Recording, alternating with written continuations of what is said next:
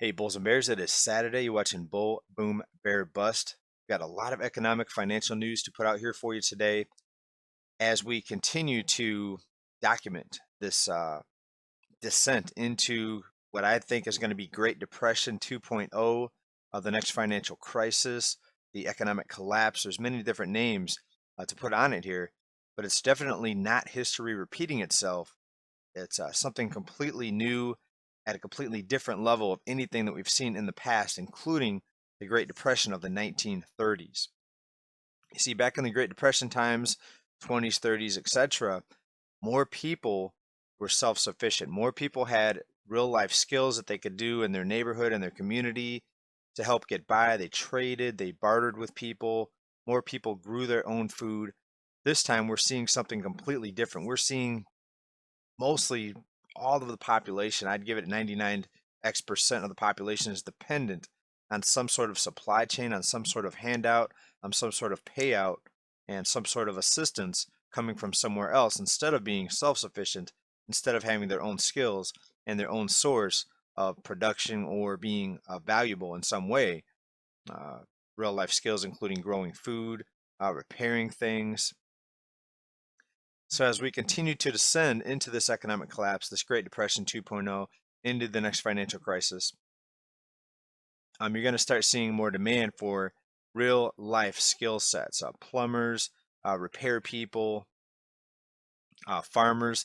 But what's been happening is those types of occupations and trades have been kind of pushed aside for typing things on a computer, for different forms of art. You see a lot of people getting arts degrees that are basically can't find a job and they're buried in tons of college debt, student loan debt. All right, but let's talk about the food situation. It's very important. It's not just rising prices, it's also the production side, the growing of it, the actual farming is being obliterated in many different ways, and we've documented that here on this channel for a long, long time. But let's tell you about what's happening at the food banks with food dependency to begin with here. Right, now let's go right here. This is out of ABC 7.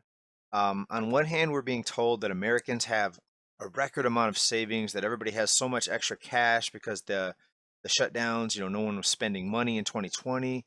Now people have all this extra cash, and they're just looking to go spend it, and you're seeing consumer spending rise.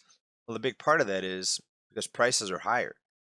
So even though people may be getting less, they're still spending more.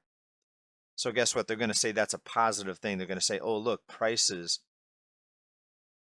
or rather, they're going to say, look at sales are up. Look at all these people spending money. Look at how the credit card debt's increasing. Isn't this great? The economy's doing so wonderful.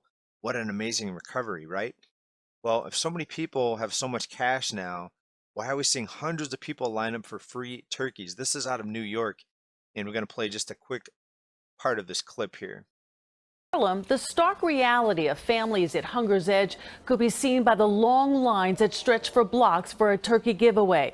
Within an hour, the food ran out.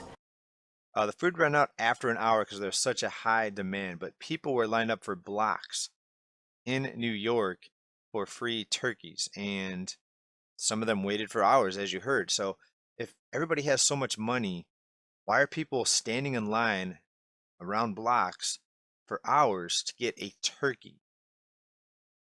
All right, this doesn't add up, right? The working class, the middle class, and the poor, we're going to continue, are going to continue to feel more and more pain as we continue into this economic collapse. And this is people of all shapes and sizes and colors. Are these people celebrating because the stock market's going up? Another report here out of Fox, Illinois, food pantries seeing impact from supply chain challenges. And as we continue to see production be stifled, you're going to continue to see, I wouldn't be surprised to see certain pantries and food banks running out of food. We already saw how quickly the free turkeys were gone there in New York. And we're going to continue to see an obliteration of production, manufacturing. As far as I could tell, this is not likely to get better anytime soon. Boston Globe, it's staggering. Food insecurity remains high even as pandemic eases. So wait a minute, I thought we were in an amazing economic recovery, unemployment rates dropping back down below 5%. What an amazing recovery. Well, why is it being reported here that food insecurity is remaining high even as pandemic eases? We're still seeing long lines for people to get free handouts. And again, that doesn't make sense if everybody has so much cash, so much savings. Well, what they're not telling you about that report that people have so much extra savings is it's mostly concentrated in the top 10%. So when they say an average, they take all the money that's out there and then they divide it by the number of people and they say, oh, this is the average savings, but they don't tell you that it's mostly concentrated at the top. So the average isn't actually what people have. It's just a numbers game or statistical way to make it look like everybody has a lot of savings, when in reality, we know the evidence is out there.